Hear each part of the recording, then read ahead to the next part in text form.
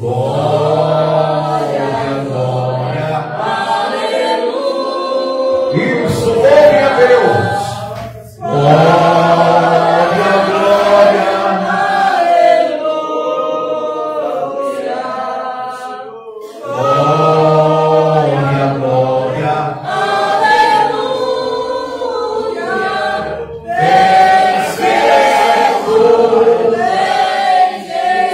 Já refugia a glória eterna. Já refugia a glória eterna de Jesus, o Rei dos Reis. Prévios ricos deste mundo seguirão a sua lei. Os sinais da sua vida, mas se mostram cada vez. Vencendo, vem Jesus.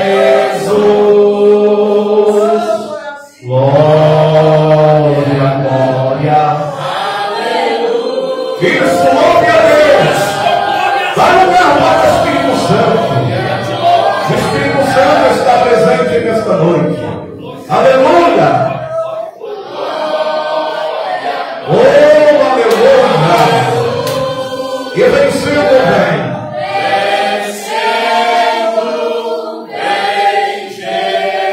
A última vez. Glória, glória. Aleluia. Louvado seja o teu nome, Senhor. Louvado seja o nome de Jesus. Oh, Espírito Santo. Glória, glória, aleluia. Vencendo, vem Jesus. Grite comigo assim, bem alto. Meu Deus, meu Deus, venha nesta noite e despertar espiritualmente. Venha avivar a minha vida. Ensina-me a ser um crente autêntico, fiel à sua palavra.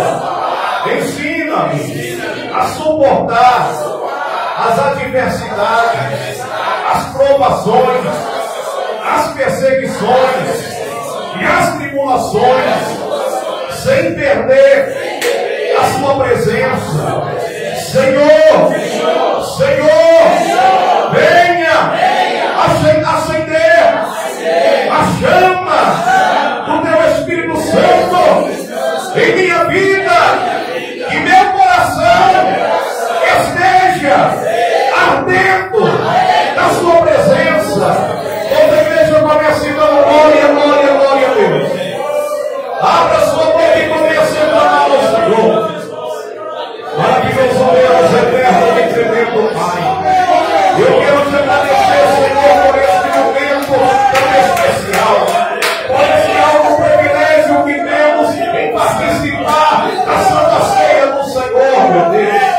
Eu venho te pedir, meu Deus, para que o Senhor possa despertar a nossa vida, porque entendemos, meu Deus, que a sua vinda, que a sua volta se aproxima. Entendemos que a sua volta nunca esteve tão próxima como ela está atualmente, meu Deus. Eu venho te pedir, meu Deus maravilhoso, para que o Senhor aviva a vida deste jovem, a vida desta jovem, a vida deste velho, a vida desta ovelha, a vida desta criança.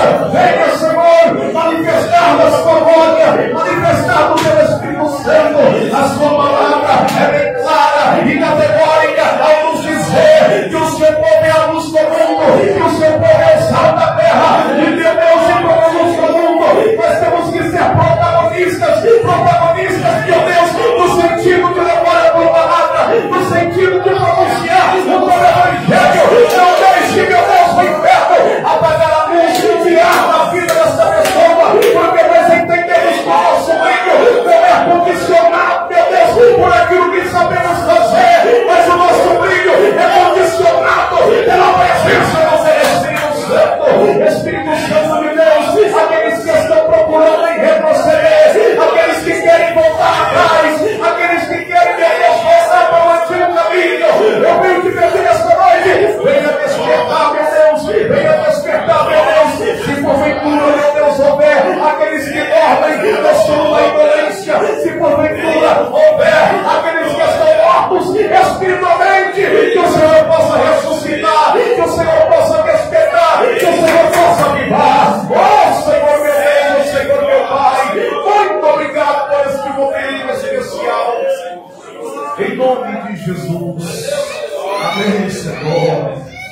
Levantem as mãos bem altas, meus irmãos. Levantem.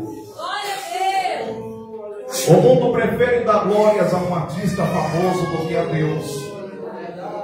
O mundo prefere dar glórias a um time de futebol do que a Deus. Mas nós estamos na casa do Deus Criador. Estamos na casa daquele que desceu às extremidades do inferno, desafiou todos as hostes espirituais da maldade para nos dar o direito da salvação. É por isso que hoje nós temos acesso ao Santo dos Santos. É por isso que o véu do templo foi rasgado, ou seja, Deus nos dando acesso de conversar diretamente com Deus. E não podemos perder a oportunidade de glorificar a Jesus. Se tem um povo que deixa o capeta doido, é o povo de Deus. Não é porque somos cristãos que nós não temos lutas, não temos adversidades, não temos tribulação. Pelo contrário, o próprio nosso Senhor Jesus Cristo nos afirmou: no mundo tereis aflições. Aí o mundo começa a olhar para você, porque ele está rindo, porque ele é alegre, porque o aspecto do rosto dele é diferente. Transmite paz, transmite segurança, transmite alegria. Por quê? Porque nós temos a presença do Espírito Santo. E nós sabemos para onde nós vamos.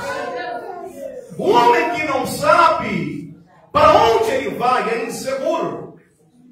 O homem e a mulher que não sabe para onde vai é uma pessoa insegura, é uma pessoa triste, é uma pessoa infeliz, porque não sabe para onde vai. E a gente sabe para onde nós vamos. Independentemente dos resultados desta vida, nós sabemos que tem um céu aberto para nos receber. Levante as mãos bem altas, vamos glorificar a Jesus. Serão 60 segundos de glorificação. Você vai dar lugar para o Espírito Santo. Aleluia. Eu conto 1 para o Pai. Se desligue da terra e se ligue no trono celestial. 2 para o Filho. 3 para o Espírito Santo. Glorifica o Senhor. Glorifica o Senhor.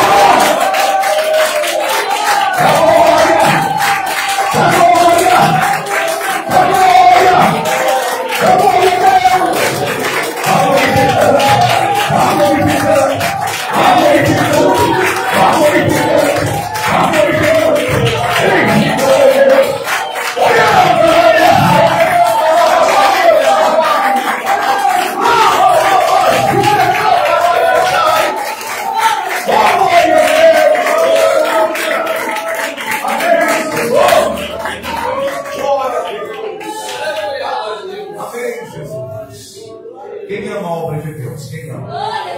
Vamos ajudar a obra? Vamos. Pega o seu voto aí, pega a sua oferta. A gente vai ajudar a obra. Você trouxe o seu dízimo,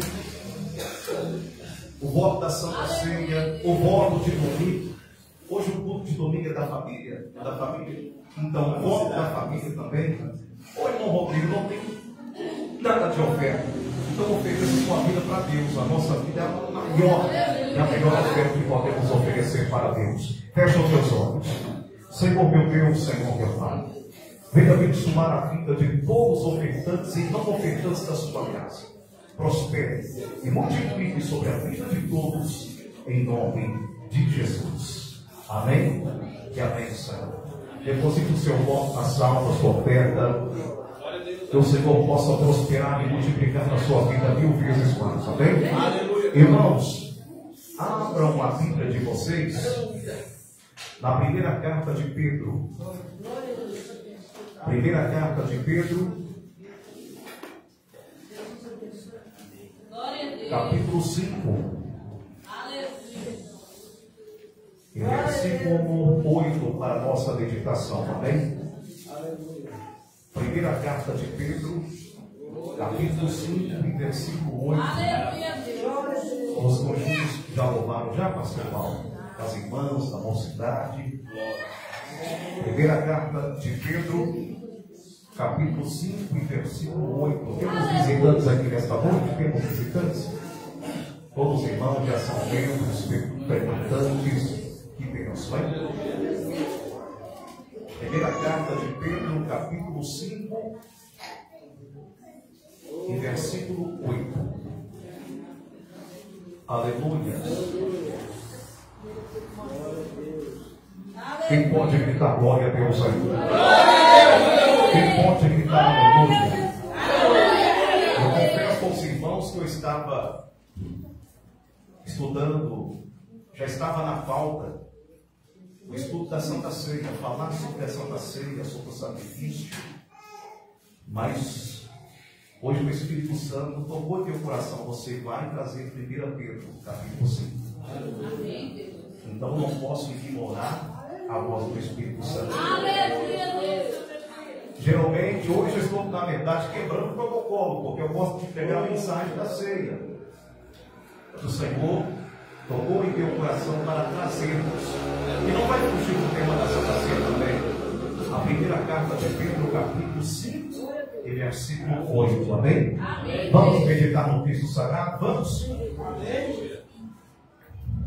Sede sóbrios, vigiai, porque o diabo, o vosso adversário, anda em derredor, bramando como um leão, buscando a quem possa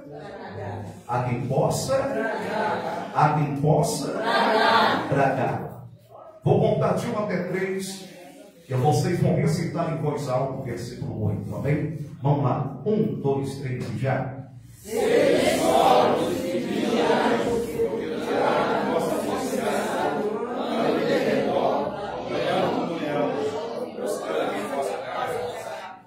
Para nós nunca mais esquecermos deste texto, vamos meditar mais uma vez?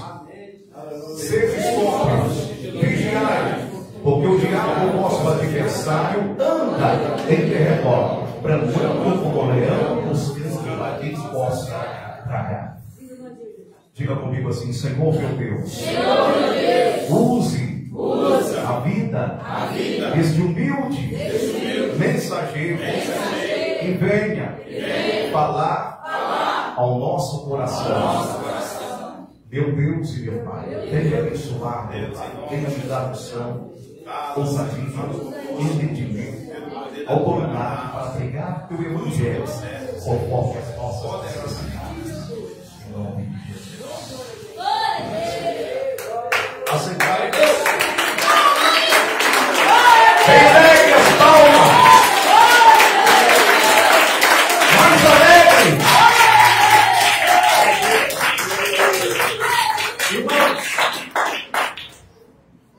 Em poucos minutos, eu quero falar com relação aos mecanismos utilizados pelo inimigo para nos enganar e nos afastar de Deus.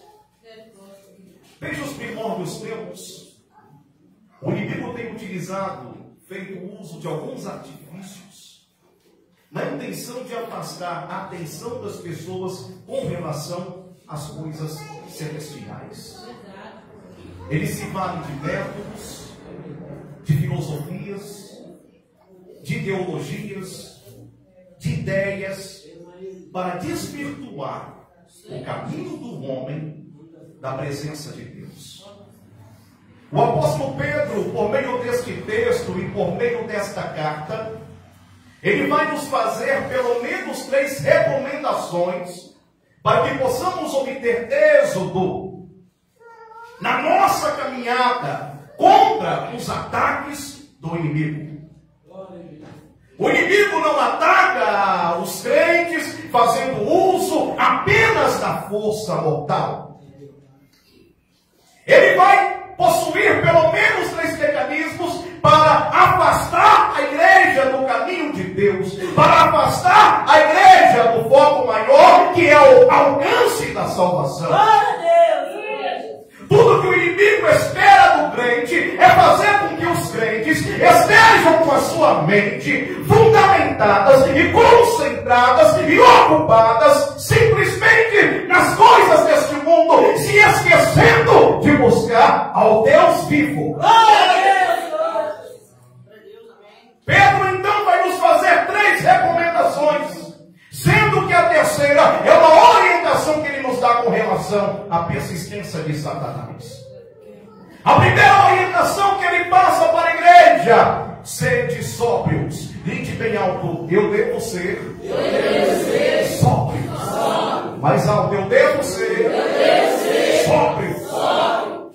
A sobriedade é representada pela capacidade de temperança nas atitudes, de equilíbrio no comportamento, de moderação nas palavras e de controle nas emoções. Podemos fazer uma analogia de sobriedade com relação a uma pessoa bêbada. Quando uma pessoa está bêbada, embriagada, ela está fora de sobriedade, ela está fora de si. E tudo que o inimigo quer fazer dos crentes principalmente é de embriagar. Existem pessoas que acham que embriaguez é apenas aquela que é causada pelo vinho. Existem pessoas que acham que embriaguez, aquilo que faz ou aquilo que tira a pessoa fora do seu sentido normal, acham que apenas o vinho pode causar esse efeito. Além do vinho forte, da cachaça, da bebida, existem outras coisas que podem tirar as pessoas do seu perfeito sentido, tirando elas do seu estado de sobriedade e embriagando elas. O desequilíbrio emocional é uma pessoa desequilibrada emocionalmente é governada pelas suas emoções. Alguns são governados pela ira, outros pela paixão exacerbada. E o inimigo ele fica observando a nossa temperança nas atitudes, o nosso equilíbrio no comportamento. Ele vai observando o ser humano.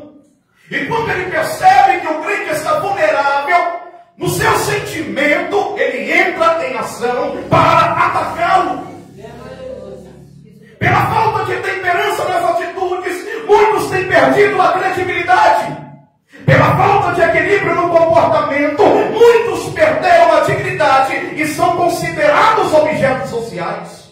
Por falta de moderação nas palavras, muitos perderam a família e, consequentemente, o seu casamento. E por falta de controle nas emoções, muitos vivem aprisionados em correntes invisíveis. O inimigo ele é um ser comportamental. Ele é um psicólogo. Ele observa as atitudes do ser humano. Se vocês repararem, João está dizendo: o diabo anda ao derredor, bramando como um leão. Ele está de longe observando. E quando ele encontra uma presa vulnerável, ele entra em ataque, em ação. No entanto, João também, Pedro vai falar sobre a segunda recomendação. Ele vai nos dizer: vigiar. Diga bem alto: eu devo vigiar. Eu devo vigiar. O que é vigiar? Vigiar é a faculdade de permanecer atento, ficar em alerta e despertado. É a capacidade de observar o ambiente com atenção. É o ato de ficar de sentinela. É o oposto da distração. Infelizmente, meus irmãos, hoje nós estamos vivendo em um tempo em que muitos crentes estão desatentos com relação à volta do Senhor. Estamos vivendo em um tempo em que a prioridade dos cultos é a busca pelas coisas materiais. É a busca pelo poder, pelo sucesso, pelo dinheiro. É a busca pelas coisas desta vida. A motivação principal do culto tem se perdido no meio do caminho. A bênção tem tomado espaço da prioridade do culto, que é a nossa busca por Deus, que é a transformação do nosso coração, que é a nossa aproximação de Cristo Jesus, que é o nosso reconhecimento de que nós não somos merecedores, mas sim pecadores, independentemente dos resultados desta vida.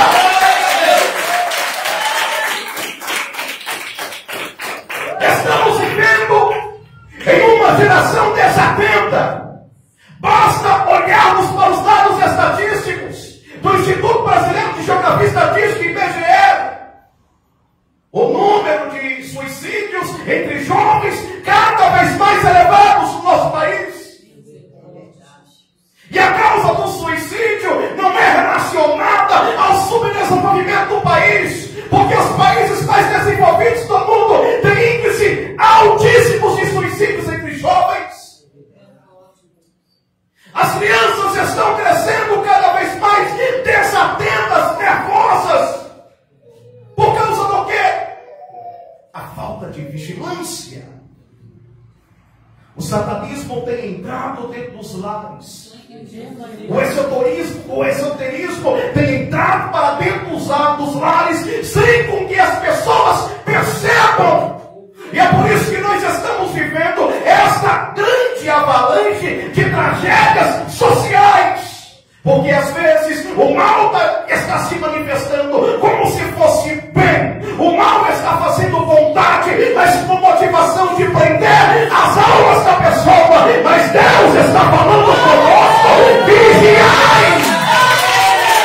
Vigiai! Nós devemos estar atentos. Satanás, ele faz de tudo para prender a nossa vida. E a falta de vigilância vai fazer com que Satanás utilize três meios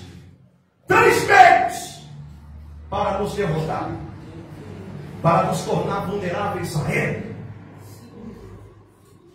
Quais são esses meios? O primeiro meio usado por ele é o meio da ilusão, da magia. Grite bem alto. Meio da ilusão. Por meio da ilusão, ele atrai as pessoas para os falsos milagres. Por meio da ilusão, ele atrai as pessoas para o esoterismo. Por meio da ilusão, ele atrai as pessoas para a feitiçaria. Por meio da ilusão, ele atrai as pessoas para o falso evangelho. Tudo que conhecemos de evangelho hoje, nesta nova geração, não se compara com o evangelho da antiguidade. Não se compara com o verdadeiro evangelho da antiguidade. Hoje, o evangelho que nós que estamos conhecendo hoje, que está manifestando hoje, é o evangelho que possui fã-clube, é o evangelho que se tornou um verdadeiro comércio. As pessoas estão distraídas com movimentos, estão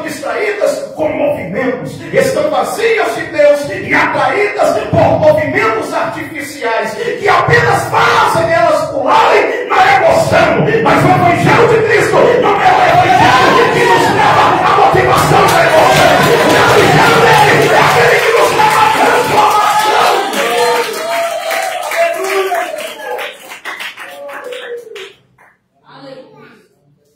Muitos estão presos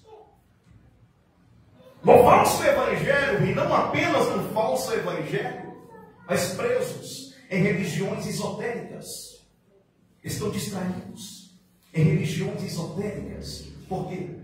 Porque lá também tem sinais, lá também tem milagres, lá também tem manifestações. Quem compreende vê o poder de Deus. Tudo que uma igreja de Deus faz, o diabo também pode fazer. Ele pode imitar. Só existe algo que ele não é capaz de fazer, que a igreja tem e que ele não pode fazer: é se tornar santificado, é ser obediente. A marca do verdadeiro evangelho, meus amados irmãos, é a santidade, é uma vida devota a Deus.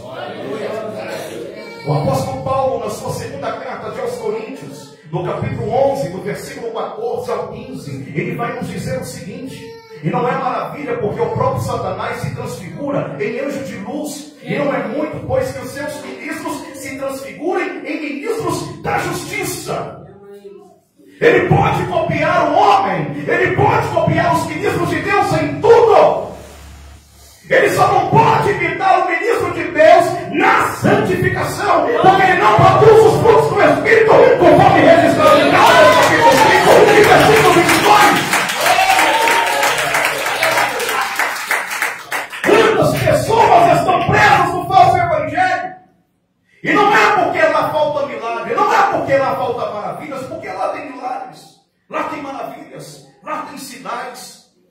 pessoa está tão presa, não na liturgia do culto, mas presa nos sinais, que ela acredita que tudo que ali é falado é de Deus.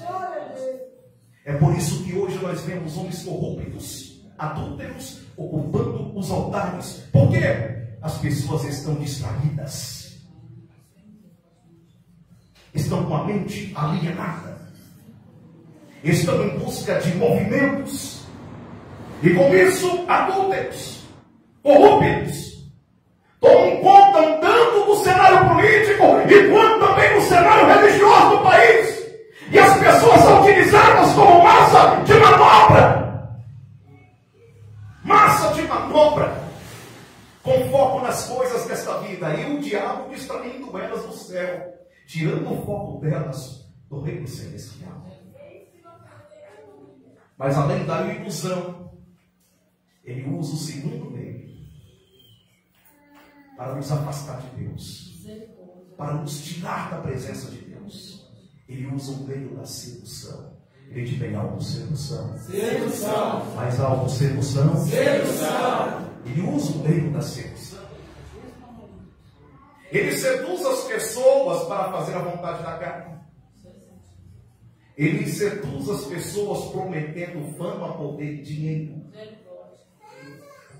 Ele seduz as pessoas para andar na contramão da vontade de Deus. Quando lemos Apocalipse capítulo 12, nós vemos que o diabo ele seduziu a terça parte dos anjos. A terça parte dos anjos. Suponhamos que houvesse 900 mil anjos. É claro que tem muito mais do que isso. A terça parte, 900 mil, corresponde a 300 mil. É muita coisa. Ele seduz prometendo poder, fama, dinheiro. Recordemos lá no Éden, Gênesis capítulo 3. Ele seduziu a mulher, aguçando o desejo pelo fruto proibido. Ele construiu uma falsa ideia na mente da mulher de que a mulher seria como Deus. A mulher estava apenas desejando, mas ele vem por meio da sua filosofia e constrói na mente da mulher a falsa ideia. No dia em que você comer, você vai ser como Deus. Ele seduz a humanidade de hoje. A ostentação, aos prazeres carnais, fazer com que a pessoa se sinta bem em um grupo social, sendo levada ao comportamento ali daquele grupo social, para se ostentar, para ter prazeres momentâneos. Por que ele faz tudo isso? Porque ele sabe que tem o céu nos aguardando. Ele quer tirar o seu foco do céu. Ele quer tirar o seu foco do céu. O foco do caminho de Deus.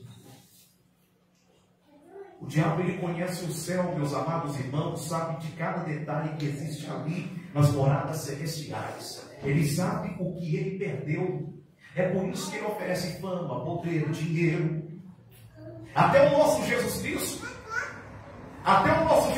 foi tentado por ele. Quando lemos o Evangelho de Mateus capítulo 4, quando Jesus Cristo, após jejuar 40 dias e 40 noites, o inimigo percebeu que humanamente ele estava fragilizado. Ele estava fragilizado. E na sua terceira tentativa de tentar Jesus, o que ele fez? Ele começou a apresentar os reinos da terra para Jesus. Olha, eu te darei todos os reinos da terra, se prostrares e adorares. Hoje nós estamos no culto da Santa Ceia. Quantas ofertas o inimigo nos oferece para quebrarmos um protocolo divino? Quantas ofertas o inimigo nos oferece para que saiamos da presença de Deus? E propostas que são propostas beneficentes para a vida financeira.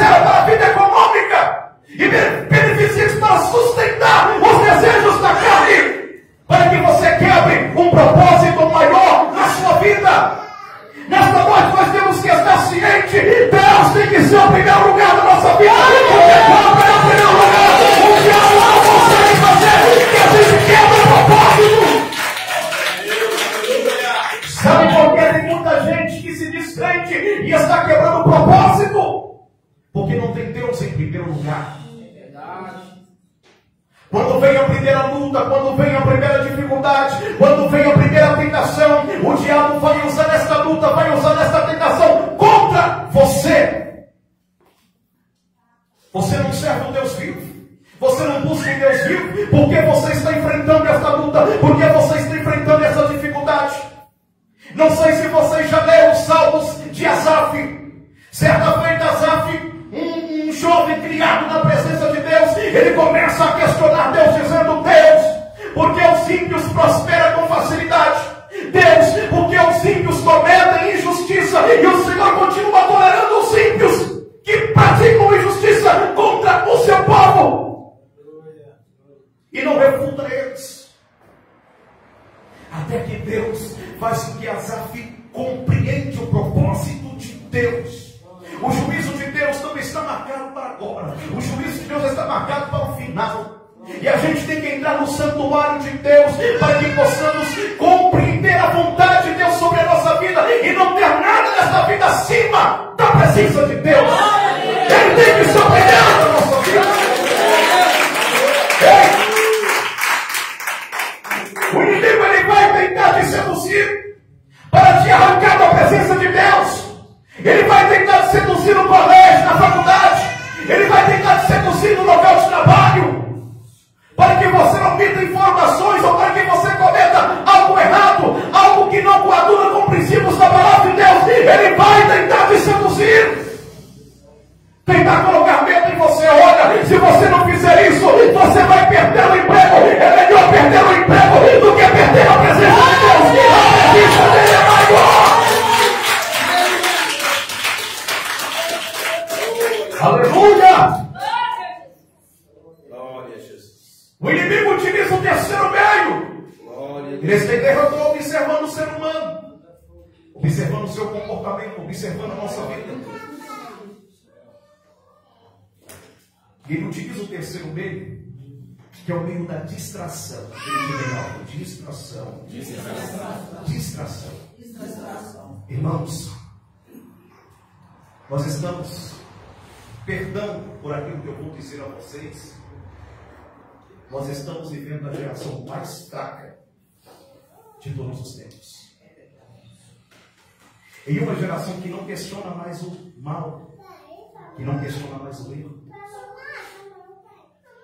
que absorve qualquer coisa,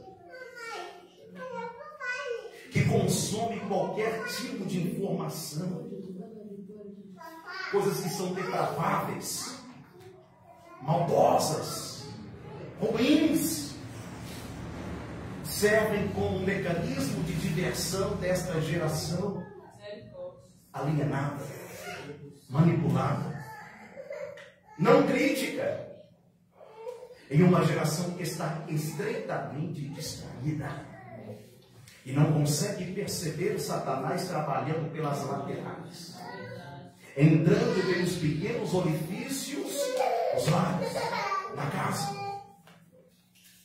O inimigo, ele tem envolvido a atenção das pessoas, fazendo com que elas percam tempo com coisas que são banais, fazendo com que as pessoas percam tempo com coisas que são banais. Foi feita uma pesquisa aí, um antigo Ibope, que não é Ibope mais, esqueci o nome. Mais de 70 milhões de pessoas presas naquele programa do Big Brother Brasil, ou A Fazenda. Mais de 70 milhões. E entre esses 70 milhões tem crentes também.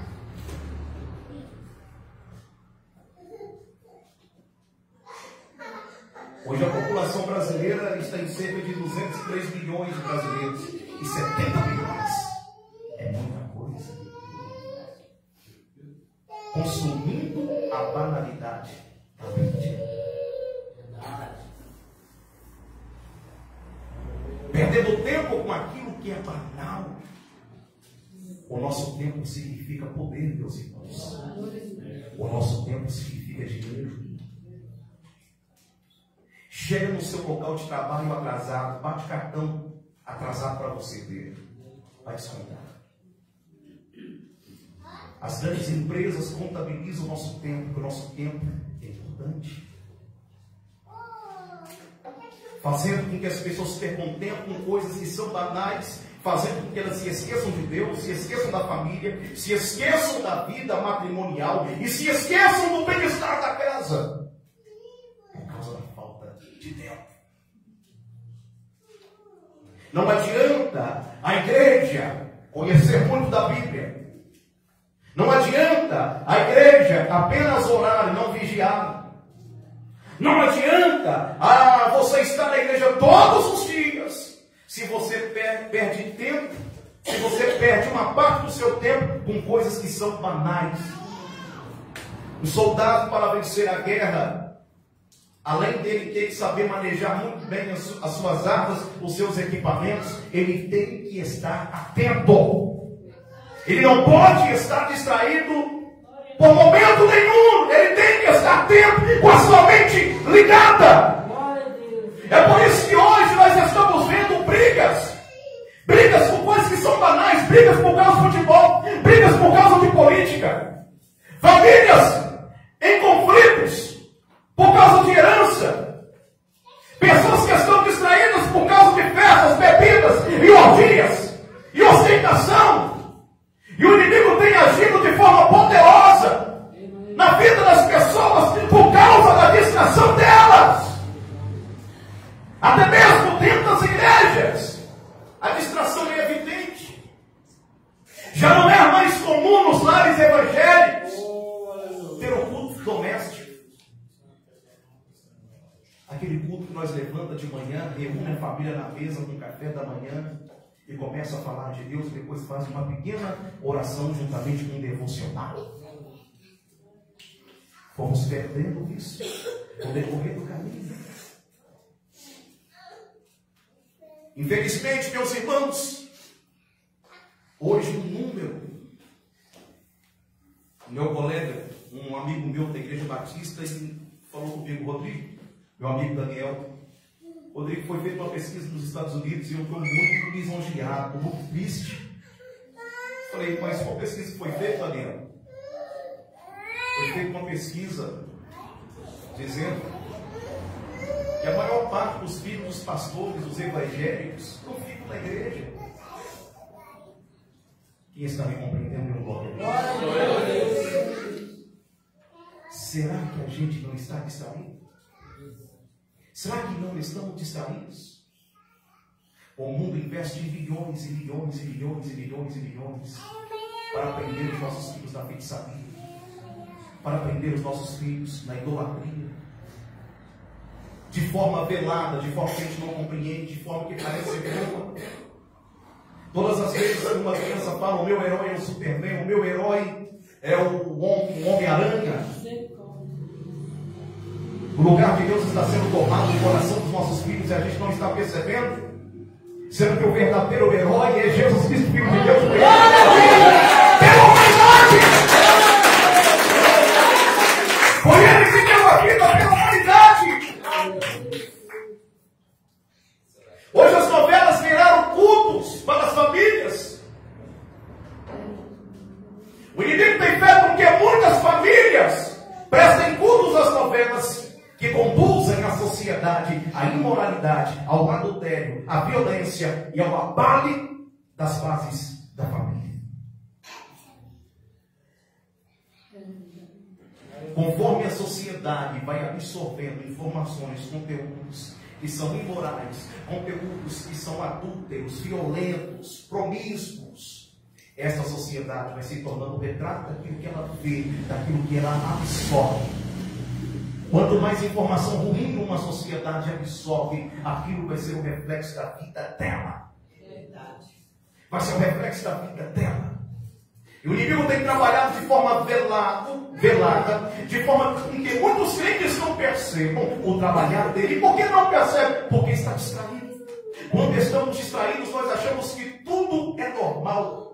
Nós estamos vivendo em um tempo que nós vamos perder o direito de usar a Bíblia dentro da igreja, meus irmãos. Se a gente continuar, se o país continuar da forma que está daqui a 10 anos ou antes, perderemos o direito de usar a Bíblia Sagrada, de usar a palavra de Deus. Por quê? Muitos crentes estão distraídos, ou adunando com o comportamento do mundo, ou absorvendo as coisas do mundo, até mesmo dentro da sua casa. Ei, a partir de hoje, nós temos que estar atentos. Nós somos cristãos, e cristão é o povo mais forte da terra. Cristão é o povo mais poderoso da terra. Cristão é luz da terra. Cristão é sal. Nós temos que estar atentos. A terceira informação que Pedro nos passa é que o diabo não desiste nunca. Ele não desiste nunca. E vejam bem, Satanás já sabe qual é o destino dele. Ele sabe que ele está derrotado. Ele sabe que ele está condenado. Mas mesmo assim ele não desiste nunca do homem. Ele não desiste nunca de você. E por qual motivo ele não desiste nunca? Sabe por quê? Hoje nós estamos fazendo menção a este motivo. Jesus Cristo foi enviado por Deus como um cordeiro imaculado. Glória a Deus, Senhor. O cordeiro perfeito de Deus. E foi enviado com o objetivo de salvar a humanidade. E foi exatamente por isso que ele pagou um alto preço por minha vida e por sua vida. É por isso que o diabo não desiste nunca. Porque ele sabe que para você tem chance. Por mais pecador que você seja, por mais na lama que o homem esteja, o sangue de Jesus Cristo é o algo suficiente para purificar o pecador do seu pecado e te levar a Deus. E te levar a Deus. É por isso que na nossa caminhada cristã nós temos que ser constantes. A nossa vida como cristão tem que ser constante. Eu não posso ser ora crente e ora mundano. Eu não posso ser ora servo de Deus e ora servo do pecado. Eu não posso ser ora crente de oração e ora crente que não gosta de orar. A minha vida tem que ser coerente com a Bíblia Sagrada. Quando a nossa vida é coerente com a Bíblia Sagrada, ela tem constância no Evangelho. Não adianta eu falar hoje e apagar amanhã. Tem que estar a constância. Nós temos que ser constantes. Constantes na palavra, constantes na Bíblia, constantes no Evangelho, constantes no nosso comportamento. O nosso comportamento deve ser o reflexo da Bíblia. Se não tivermos oportunidade de falar do amor de Deus por meio das nossas palavras, a nossa vida tem que pregar para a sociedade. Porque a nossa vida tem que ser coerente com esta palavra. Todas as vezes que a nossa vida sai da coerência da Bíblia, nos tornamos vulneráveis aos ataques do inimigo. Nos tornamos vulneráveis aos ataques dele. E o Espírito Santo está falando conosco nesta noite. O Espírito Santo está falando contigo nesta noite. Eu tenho um reino de glória para te conceder, meu filho. Eu tenho uma morada celestial para te conceder. Só que o inimigo vai fazer de tudo para tentar fazer você desistir. Olha como Satanás era esperto, meus irmãos. Às vezes, quando ele vê que o crente é muito espiritual, e ele sabe que não tem chance nenhuma dele jogar aquele crente no adultério nem na prostituição, o que ele faz? Ele sabe que nós seres humanos somos muito sensíveis, sentimentais. Ele vai usar alguém para pisar na sua reputação, vai usar alguém para te ferir com palavras pesadas. Vai usar alguém para que você entre no jogo dele. Satanás, ele gosta de fazer o seu jogo com o ser humano. E ele está ao redor. Ele vai usar alguém para te perturbar. Ele vai usar alguém para te perseguir. Ele vai usar alguém para te colocar para baixo. E vai ficar na expectativa para ver a sua reação. Mas a cruz nos ensina muita coisa. O Calvário nos ensina muita coisa. O Calvário sempre teve um propósito maior. Jesus Cristo foi o benfeitor, aquele que fez muitos milagres. E Jesus Cristo não exibia os seus milagres, porque Ele não veio para exibir milagres.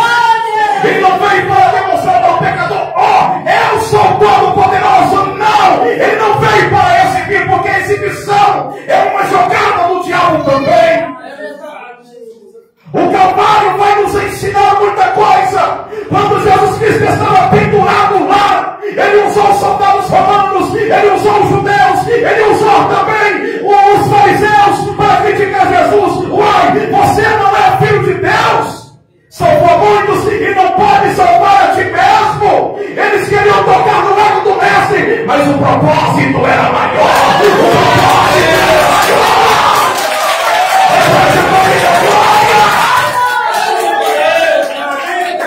A nossa vida é movida por um propósito maior.